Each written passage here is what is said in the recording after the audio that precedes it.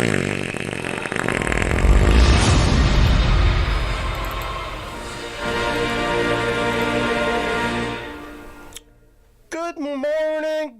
morning, it's DJ Wonder Chrissy back at it again on Tuesday, February 13th.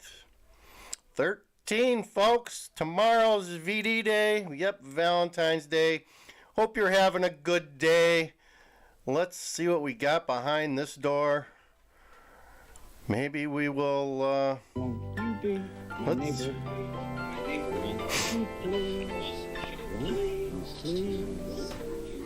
Please won't you be my neighbor? There you go. Won't you be my neighbor? Won't you be my neighbor? Okay, you ready? Are shit, you ready, yeah. Here it comes. Okay, I'm ready. Here it comes. Who said do it? There you go. Here it comes. Okay, so today let's start off the show with maybe we'll show you some migrants in their own environment here. Let me move this one here for you. And looks like it's downtown among the L trains.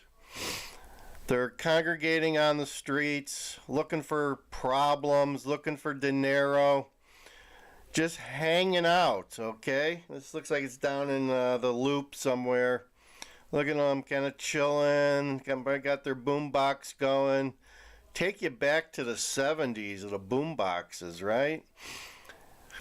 Although now they probably just use their cell phones, right? With the spare speaker or something with some batteries. That's all you need these days. So I heard also that Broadway, towards Wrigleyville, the Wrigleyville, North Broadway area, the citizens there are starting to get a little ticked off.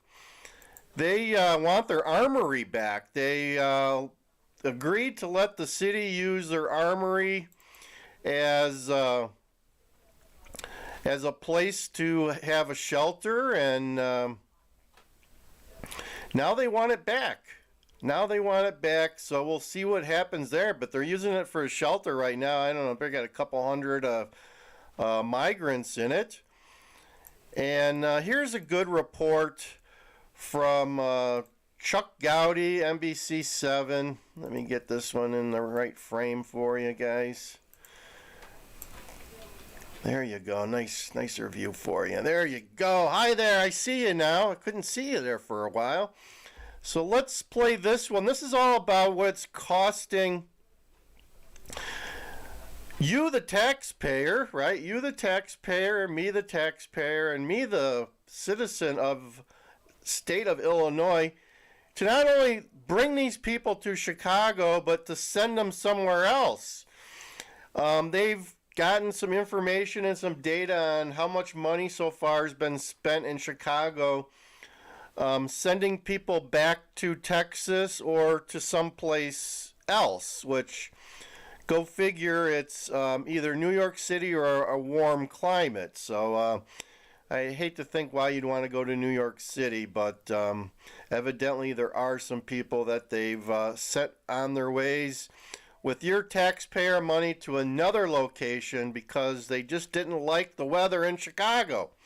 So let's listen to this right here from ABC7. Asylum seekers coming to Chicago, mostly from Texas, at a sizable cost to government agencies, and then going from Chicago to somewhere else. The ABC7I team asked state officials for how many migrants are coming and going. Our investigation with the ABC7 data team tonight revealing this other migration coming and going is running up the tab for a crisis that already caught Illinois by surprise and continues to stretch government resources and finances. Migrants have been flown into Illinois from Texas, expelled by Texas Governor Greg Abbott, and they... So it's like the government in our states and cities have become travel agents to these illegal aliens. They have been bussed here by the thousands from the border zone. people fleeing their homeland have become points of political contention, sides of humanitarian debates, and figures on government ledgers. Tonight, even as more asylum seekers arrive here, some continue to leave. The I-Team filed an open records request to find out how many migrants are leaving Illinois, what that costs, and who's paying. Migrant costs in the Chicago area, people leaving by bus, plane, and train, total more than $775. It's real money, folks. And when additional travel-related expenses such as ride shares are factored in, it's almost $850,000 taxpayer money for migrants to move Wow. $100,000 worth of ride shares. now come and gone. More than 10% of the migrants sent to Chicago. The Texas government will put migrants on a plane, let them, tell them that Chicago is this great place to come, which it is, but they're saying, this is what Chicago's going to do for you. And then when they get here, they kind of see that what was told to them in Texas is not accurate. On the northwest side, Alderman Gil Villegas' 36th Ward houses some Chicago migrants, and he wants federal authorities to take more responsibility for the relocation of migrants here and elsewhere. What we don't want to do is put people in a position where they're in a place that really doesn't fit, or maybe they don't want to be here. So we're trying to accommodate them as well to make sure that they have they can go ahead and begin their life here in the United States of America. What we don't want to do is further traumatize these folks. We want to make sure that we allow them the ability and the dignity to have a roof over their head, a meal in their belly, until we can figure this out. Catholic Charities has provided some of the logistical help in The dreaded Catholic Charities, folks. There's the evil devil in disguise out there for everyone to see now. relocating migrants from Illinois. A spokesperson for Governor Pritzker tonight telling the I-Team that before leaving here, Illinois authorities make sure there's someone on the other end to receive the asylum seekers wherever they're going.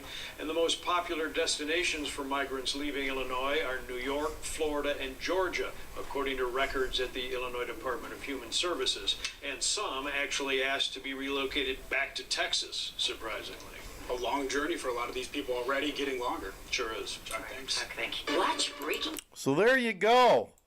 There you go. We're sending them to Chicago, and then we're paying to send them somewhere else. Go figure. Let's talk a little bit about Bud Light.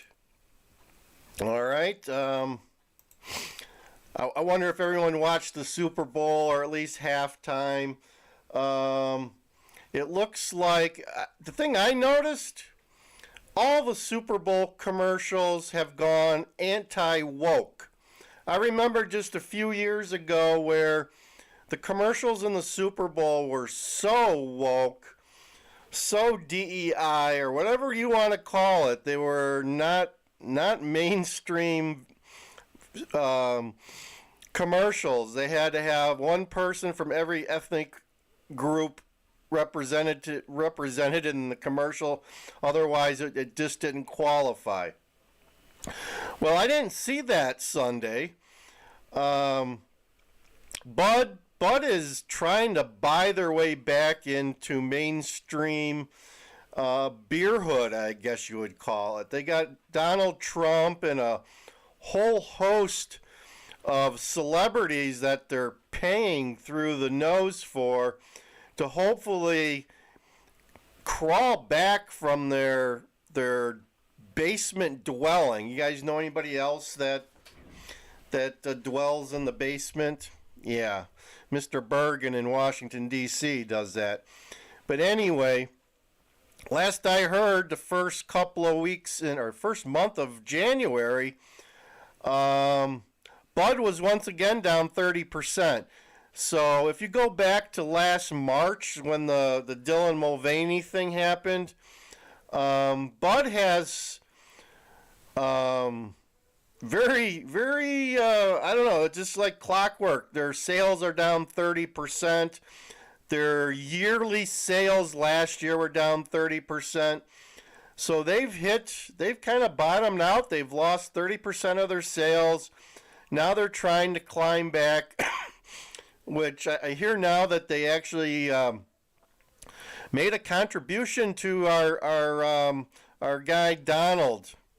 They gave Donald a big contribution, thus Donald's telling America they need to drink more Bud Light, and they're an American iconic brand. But I'm not buying it.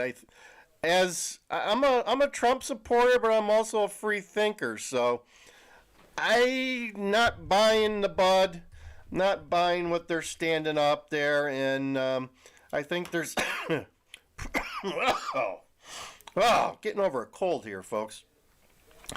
I think there's proof that a lot of Americans just don't like Bud or Bud Light anymore. And as I told you guys before, a lot of the bars that I go to, after the first couple of weeks, they got rid of Bud and Bud Light on tap. People weren't buying it. And one of the bartenders told me that after 2 weeks or 10 days, they have to throw it out. If a keg has been tapped and sitting there more than 10 days, they have to throw it out.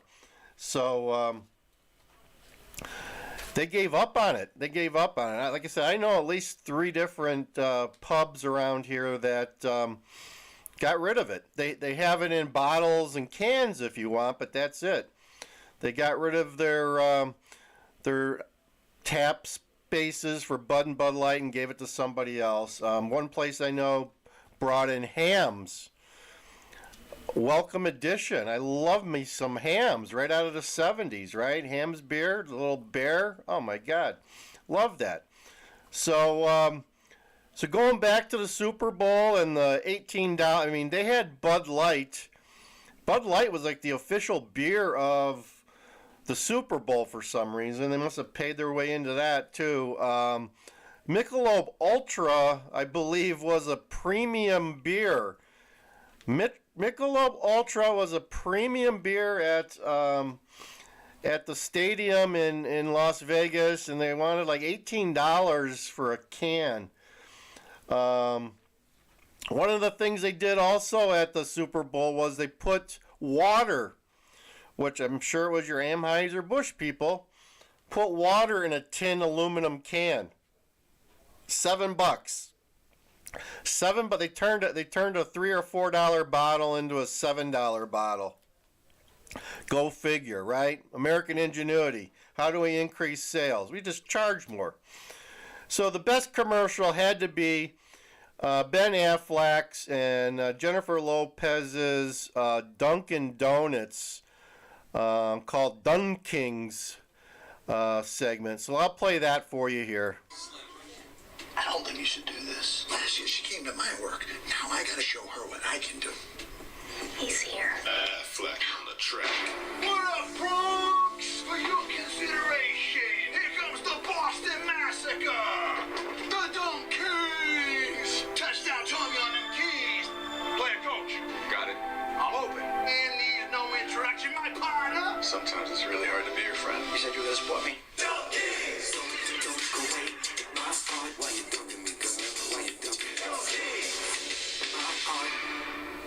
How do you like them donuts? I'm so sorry. You had to see it, but I forgive you. Lay us on the track. Are we gonna be on the album? We talked about this. Let's go. You're blinded by them pinstripes. Wrap it up. There goes Babe Ruth. Tom, you can stay. You remember when I told you I'd do anything for you? This is anything. Chill. They're naming a drink after us. There you go. Probably the best commercial of the Super Bowl. Yeah, hands down. I didn't know that. One other thing I noticed about the Super Bowl commercials, I didn't know Jesus had a foot fetish. Did you guys know that Jesus had a foot fetish? According to the commercial, I think was paid for by the Hobby Lobby owner. He had a bunch of people showing their feet being washed by someone. I also heard that someone said that was for the losers of the Super Bowl. Defeat. That's what that commercial was trying to convey. Defeat. All right. I hope you enjoyed that joke. But we had to give you that one. That was a weird commercial. It was okay. I guess it was okay to see some guy washing your feet, but someone had some money and had some money to waste, so they went ahead and did that. We got Penny USA. You need to look into the people in Massachusetts who are having families stay with them. I watched a video of these people and they're out of their minds. All right, I'll check into that. I suspect they were liberals with blue hair, right? Or some type of coloring. Had to be. Check out my buddy Adam Francisco's channel. He had a in-depth interview with a liberal. Check out my post. I posted a link to it on my channel, but check out Adam Francisco, and he's got a picture of a lady with multicolored rainbow hair. Let me see if I can find it here. It was a great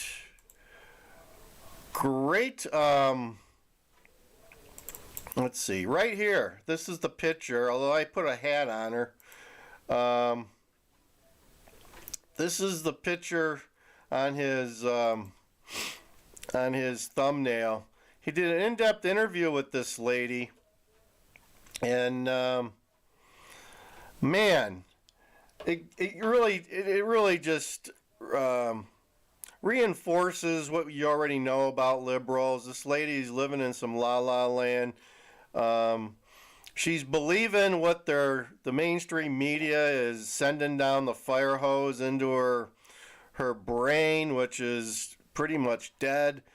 And as you can tell, she's got like about 5 different colors on her hair here for some reason. I'm not sure why people do that, or what kind of job you would have that allow you to do that without asking you what the hell's going on, right? So yeah, check out Adam. We've done an interview with him on this channel, and he's a great guy. He has a great channel. He's doing 365 days of Trump out there, and getting some good views. He's getting some good views, and he's asking some tough questions to people out there, and that's what's going on. What happened to my session here? I don't know. Oh, there we are. Yeah, okay. So you know, Penny, the economy is so bad. I'm thinking that a lot of people are willing to do stupid stuff like that and invite unvetted people into their homes. I mean, inflation, I think if you watched the stock market today, I saw it was down like over 500 points, probably even going lower, due to the fact that inflation is surging again. I didn't get a chance to read the article, but I saw 3.1%. I don't know if it's back up to 3.1% or inflation is back up to 3.1. The Fed's trying to save the economy, and the problem is that our government's not helping. They're continuing to spend money, which is what's causing the inflation. I think last quarter, like 25% of the spending was government, and they have the capabilities to reduce that inflation if they just cut back on the spending, but they don't want to because they're spending that money on a lot of woke crap, right? A lot of woke crap is what's causing our inflation, and it's just like the migrant crisis, or the migrant mission, as Brandon likes to call it. It's you and I that are going to pay the bill for inflation, and you are paying the bill for inflation right now, because a lot of people don't realize when prices go up, you start experiencing shrink inflation, like Joe Biden is telling you is all the blame of companies. It's not the blame. He can't blame the companies on that. Those are just companies trying to save their customers from paying more. But the way they do it is they give them less product at the same price, so that everyone's supposedly happy. But in the long run, you're not. Penny says you couldn't pay me any amount of money, and we are not seeing everything I watch. Big Hawk, he lives in NYC, and the crime he showed there, we are not seeing. We're not seeing where. There's crime, yeah, there's crime. But there's not a lot of crime in Chicago. I haven't seen any shootings with migrants per se yet. And if they are, they're, there's a thing called a cover-up that likely happens a lot. So New York City has they're in the revolt stage. They are in the revolt stage. They are not taking any more of this migrant mayhem, right? Gotham mayhem, the original city of sin. They're not having it. And I think Chicago hasn't gotten to that point yet. We're just in the honeymoon phase with our migrants. And like I said, once the weather gets a little bit nicer here, we're 35 degrees here today, overcast, a little cloudy. It's garbage day here in my town, so the trucks are rolling through the streets, picking up all the dirty stuff. So there you go. Yeah, New York City's a little bit ahead of us on the curve when it comes to mayhem. But we'll see it soon enough here in Chicago, and the people in Denver are going to start to see it too, as those people spread out along metropolitan Denver, not just the city proper anymore. So you're going to see a lot of interesting things happen, and some of this, as we've said a lot on this channel, could be happening in your town, in your neighborhood, and maybe in your street. I'm looking for the springtime and the migrants to start taking the metro train back out of the city into the suburbs and start to do some major panhandling, if not door ringing, in the neighborhoods in the suburbs of Chicago, folks. And we'll be here to report that when that happens. So I think that's all I have for today. I'm going to end here. And as I usually end, thank God for Donald Trump. God bless Donald Trump, and God bless the United States of America, folks. DJ Wonder Chrissy.